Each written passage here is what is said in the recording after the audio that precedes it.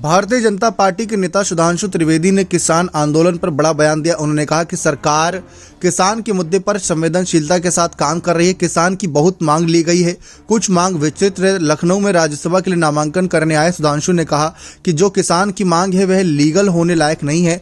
अब तो चुनाव का समय आने वाला है, कोई कानून नहीं बन पाएगा। किसानों के मार्च पर बीजेपी नेता सुधांशु त्रिवेदी ने कहा कि सरकार किसानों के मुद्दों पर संवेदनशीलता के साथ काम कर रही है। उनकी ज्यादातर मांगे मान ली गई हैं। तकनीकी तौर पर लोकसभा सत्र खत्म हो चुका है, सरकार अब कानून नहीं बना सकती। जी हां, ये सुधांशु त्रिवेदी का बयान है।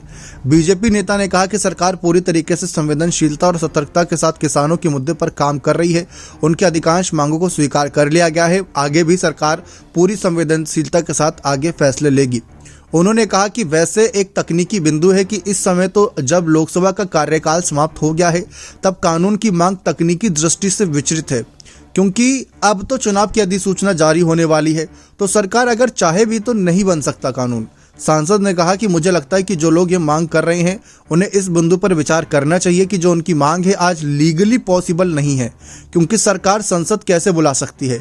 इसलिए सरकार अपनी पूरी दृष्टि और संवेदन के साथ, हमारे दो मंत्रियों ने बात की, आगे भी सरकार किसानों के मुद्दों का पॉजिटिव तरीके से और संविधान के दायरे में हल निकालने के लिए प्रतिबद्ध हमेशा ही रहेगी। तो ये बात अब कही गई है। आप इस पर कितना यकीन करते हैं अपने राय कमेंट सेक्शन में अवश्य दीजिएगा।